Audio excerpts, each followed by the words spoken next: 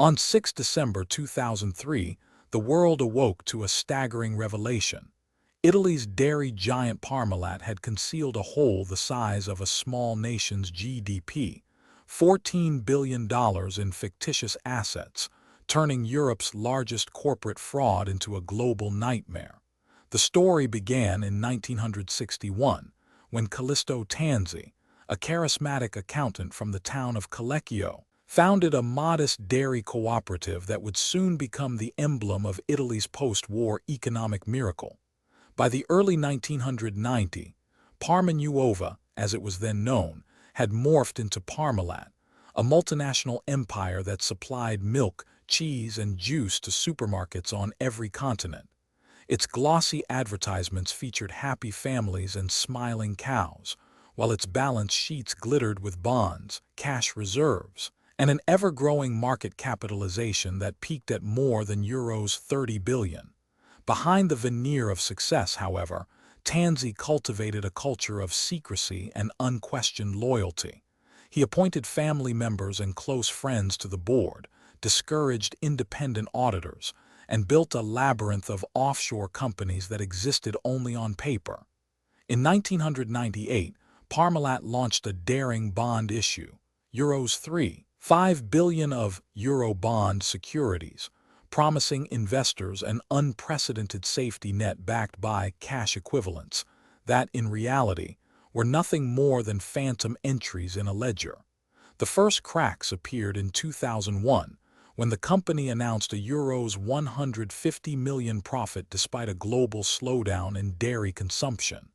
Analysts dismissed the anomaly as aggressive accounting, but a handful of whistleblowers within the firm noticed that cash balances listed in the annual reports simply could not be verified. Yet Tanzi's charismatic leadership and the company's status as a national champion of Italian industry insulated Parmalat from scrutiny. The facade finally collapsed in December 2003, when a routine audit by the Swiss bank Banca Monte dei Paschi di Siena uncovered a missing euros 150 million from a bank account that, according to Parmalat's books, should have held euros 3.9 billion. The auditors could not locate the cash, and the bank's computers displayed a cryptic ghost entry, an account number that led nowhere. Within days, the company's chief financial officer, Renato Neri, confessed that the balance sheet had been inflated for years and that Parmalat's cash was largely composed of forged documents, fictitious subsidiaries, and a complex web of inter-company loans that never existed. The scandal sent shockwaves through European markets. Shares plunged more than 90%, wiping out the savings of millions of retail investors. Creditors scrambled for collateral, while the European Union launched a coordinated investigation involving Italy's Guardia di Finanza, the U.S. Securities and Exchange Commission, and the United Nations Office on Drugs and Crime. The investigation revealed that Parmalat had issued over euros 3.5 billion in bonds, most of which were sold to unsuspecting investors who believed they were purchasing a rock-solid, cash-rich company. In the courtroom, the drama unfolded like a high-stakes thriller. The trial, held in the historic Palazzo di Giustizia in Bologna, spanned 3 years and involved 52 defendants, including Callisto Tanzi, his son-in-law Marco Bacci, and dozens of top executives. Prosecutors painted a portrait of deliberate deception, forged bank statements, counterfeit certificates of deposit, and a fictitious company, named Dataval, that existed solely to siphon money into secret accounts controlled by Tanzi's family. The evidence was damning. Forensic accountants traced a trail of money that led from Parmalat's headquarters to a Swiss shell company, then to a bank in the Cayman Islands, and finally into the private estates of the Tanzi clan.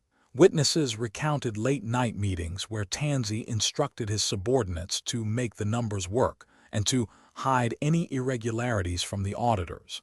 The defense, meanwhile, argued that the fraud was the result of poor management rather than criminal intent, claiming that the company's rapid expansion had simply outpaced its internal controls. On 30 October 2008, the court delivered its verdict. Callisto Tanzi was sentenced to 10 years in prison, fined euros 2 billion, and ordered to repay the fraudulent assets, a sum that would never be fully recovered. Several executives received sentences ranging from 3 to 8 years, while dozens of lower-level employees were handed suspended terms or community service. The judgment also mandated the liquidation of Parmalat's remaining assets, which were sold to French dairy group Lactalis for a fraction of their former value. The aftermath rippled far beyond the courtroom. Italian legislators rushed to tighten corporate governance laws, introducing stricter requirements for auditor independence, mandatory disclosure of off-balance sheet entities, and harsher penalties for financial misrepresentation.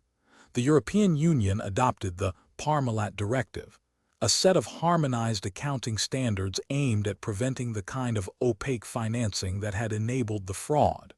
Investors, shaken by the betrayal, demanded greater transparency and began to diversify their portfolios away from single company exposure. The banking sector, too, faced scrutiny.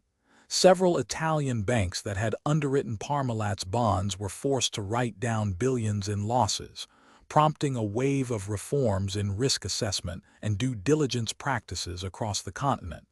For the Tanzi family, the consequences were personal as well as professional. Callisto Tanzi died in prison in 2022, his once glittering empire reduced to ashes.